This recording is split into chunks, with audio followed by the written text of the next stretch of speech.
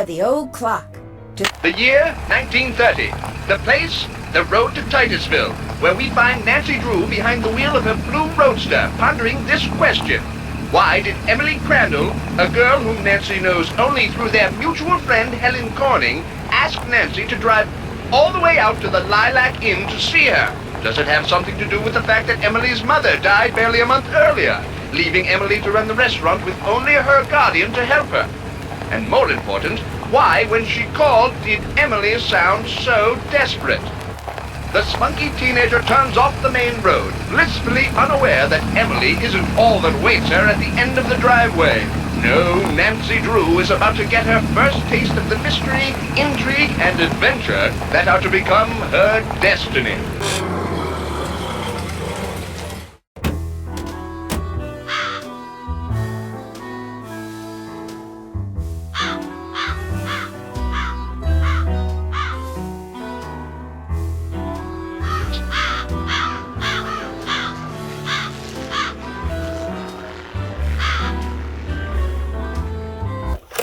Drop a nickel into the slot, please. There we go. Now, how may I be of service?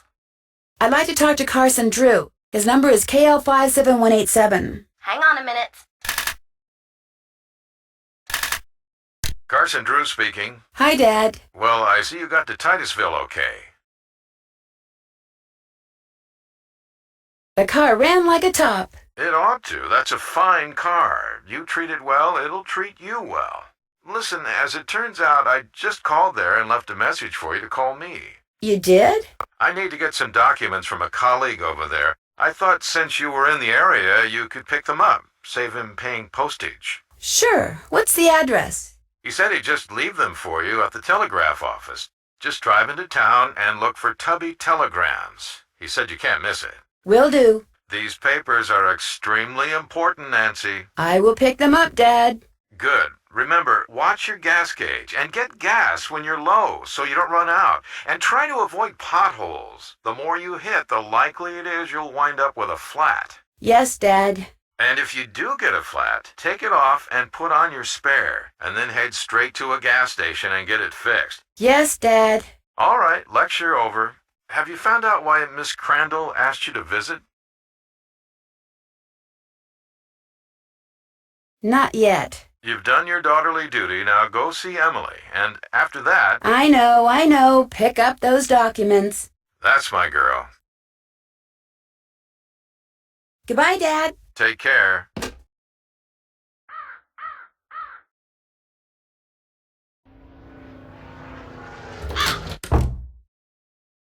Well, hello. I'll bet my bloomers you're Nancy Drew. That's right. Are you Emily's guardian? You got it. I'm Jane Willoughby. I'm Emily's guardian, but only for the next 3 months until she turns 18. Then she's on her own. It smells like someone's been baking pies. Pies are the Lilac Inn specialty. We get orders from all over. Oh, that reminds me your father called. You're supposed to call him. You can use the coin phone on the porch. I already talked to him, but thanks for the message. Emily didn't say anything about you coming until just this morning. She didn't? Don't get me wrong, she can invite anybody here she wants. It's just that she's gotten so darn forgetful lately. Is she all right? Well, now that's hard to say. She misses her mom, that's for sure. So do I. Gloria and me, we were best friends, you know. The two of us ran this swell little dress shop over in Capital City. But then she got hitched and I didn't. And the next thing I know, she's writing me saying it would sure take a load off her mind if I could take care of her little girl should something ever happen to her. Emily's father? Died in the war. Cantigny, I think. Anyway, I couldn't say no. I mean, what are best friends for? I just wish I knew how to help Emily. You make it sound like she's in some kind of trouble. She's been acting so... Look, go talk to her. She probably just needs to spend some time with a bearcat like you instead of some dumb Dora like me. Go on up, she's in her room. Just make like a Boy Scout and be prepared.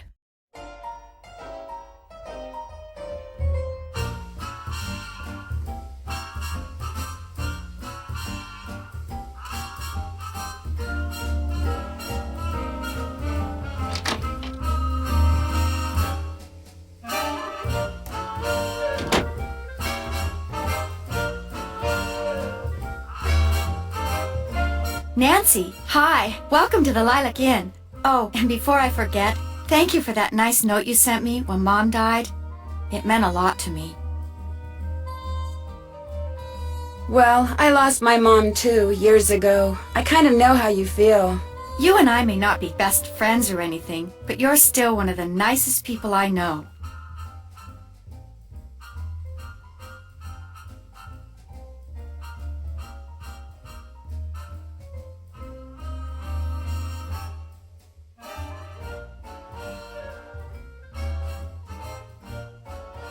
Well, thank you. That's why I'm hoping you'll do me a favor. A big favor. You and your dad. My dad? Helen says he's a lawyer. Shh! What's wrong? I thought I heard something. Your father has a safe, right? You need to put something in a safe? See this jewelry? I'd like you to take it home with you and put it in your father's safe. It's beautiful. It was my mother's. The few times I saw her wear it, she looked just like a movie star. I was hiding it here in my room, but all things considered, I'd feel a lot better if you would just take it home and have your father lock it up in his safe. What do you mean, all things considered? Strange things have been going on around here. That's all I can say. I know it sounds loony, and Jane probably told you that I've been acting loony, but please do this for me. What was that? Emily, come downstairs, quick! The kitchen's on fire! Come on, we better get out of here.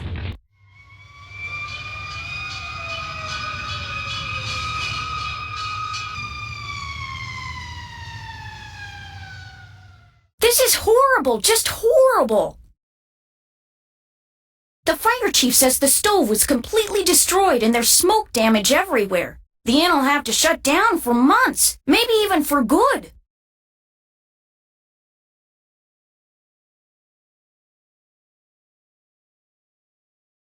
Does he know what caused the explosion?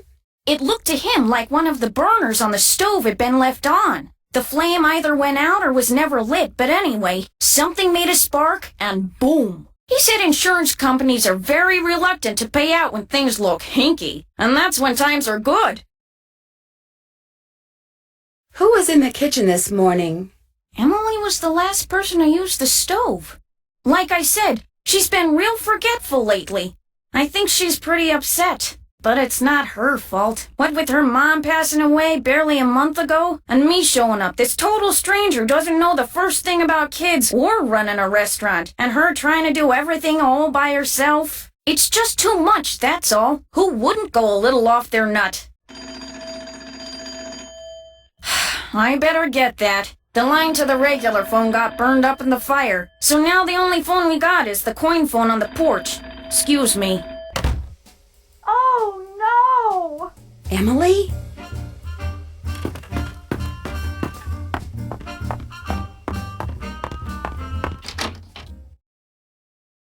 My mother's jewelry! It's gone! Someone must have stolen it while we were all downstairs. I knew something like this was going to happen. I just knew it. Jane said that you were the last one to use the stove. Is that true? I did not leave the stove on. That fire was not my fault. Oh, what am I going to do? Without that jewelry, I don't have a prayer of paying for a new stove, and without a stove, I'll have to sell the inn, and if I lose the inn... I wish Mom were still here. I wish Josiah Crowley had left us the money like he always said he was going to. That's what I wish. Who's Josiah Crowley? He was this old man that lived next door. He died last year. He spent most of his time here at the inn, and he led my mom and me to believe that he'd left a lot of money for us in his will. He gave us a clock, and afterwards, he'd always point to it and get this little twinkle in his eye and say, "Time will tell." But when they finally found his will, he didn't leave us a penny. Was there a problem finding his will? It didn't turn up for months. Then finally someone found it in a drawer in Josiah's house. Josiah was kind of a screwball. One time he showed up at my birthday party dressed as my great-aunt Harriet. I didn't know it was really him until 2 days later. Anyway, he had all these weird hobbies, and he always thought it would be really keen to read minds. Josiah invited Richard Topham to move in so Topham could help him develop his paranormal powers right there in his house. Josiah was a sweet old man, and I do miss him. And he was free to give his money to whomever he wanted. But to get our hopes up like that, and then leave us nothing, it just wasn't like him.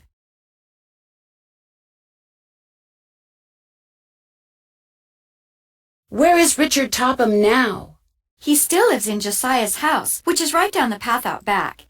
His house and the inn were built at the same time by two brothers during the Civil War. Was your mother's jewelry insured? Gosh, I forgot about that. I don't know. Jim Archer, I bet he'd know. He's our banker. I guess I should go talk to him. Not one of your favorite people, huh? Oh no, Mr. Archer's very nice. I mean, for a stuffy old banker. I'm just so bad at business things. And Jane, my guardian, she tries hard, but she's no good at it either. Maybe you could go talk to him. Please? It would be such a big help. Sure. He runs the Main Street Bank. You can't miss it. I'll call him and tell him you're coming. How many people knew you kept your mother's jewelry in here? No one. Well, Jane, my guardian, she knew, but I didn't tell anyone else. I'll be back in a little bit. Okay.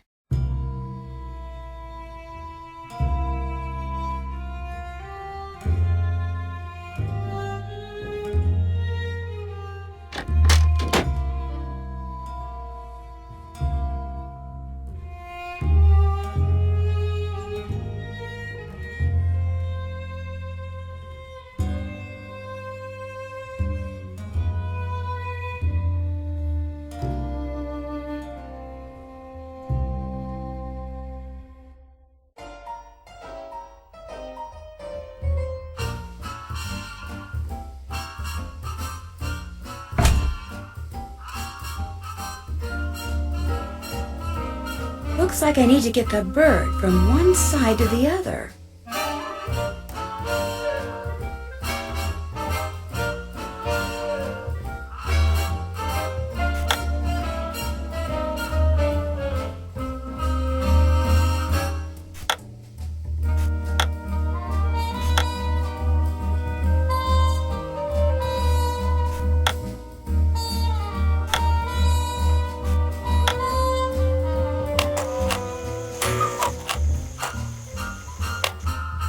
Wonder what this mirror's doing in here.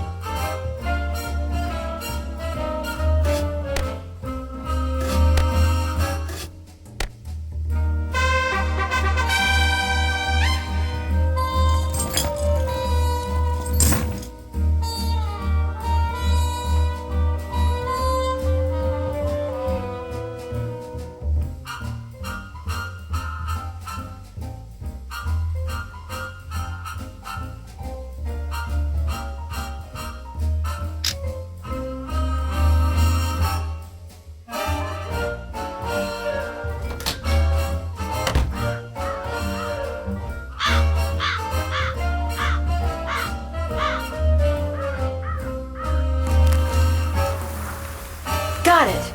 Looks like someone recently had a key appraised.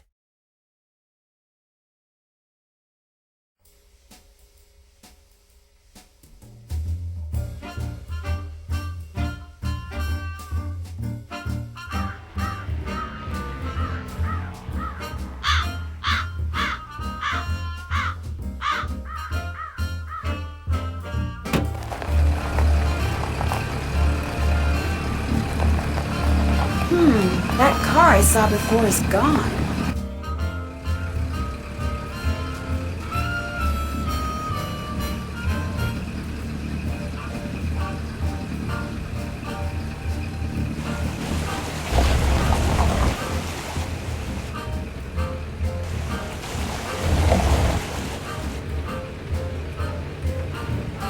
Hello, I'm looking for Jim Archer. Right through that door.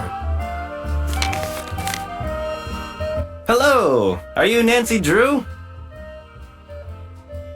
Sounds like Emily called you.